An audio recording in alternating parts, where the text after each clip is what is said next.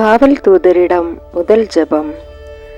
அதிமிக பிரமாணிக்கம் கொண்ட காவலரே, எளியனுக்கு பிரியாத துணைவராக இறைவனால் நியமிக்கப்பட்டு எப்போதும் என் அருகிலிருந்து என்னை ஆண்டு நடத்தி வரும் வானதூதரே, நான் உம்மை என் பாதுகாவலராகவும் அடைக்கலமாகவும் தெரிந்து கொண்டு என்றென்றைக்கும் என்னை முழுவதும் உமது பராமரிப்பில் வைத்து விடுகிறேன்.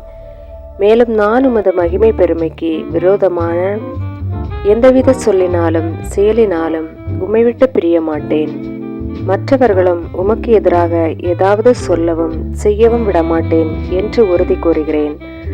ஆதலால் இன்று முதல் என் சாவு மட்டும் ஊழியராக என்னை ஏற்றுக்கொள்ளும். என் ஒவ்வொரு செயலிலும் எனக்கு உதவியாக இருந்து சிறப்பாக என் இறுதி நேரத்தில் என்னை கைவிடாமல் காத்தருளும். ஆமேன். காவல் தூதரிடம் இரண்டாவது ஜெபம்.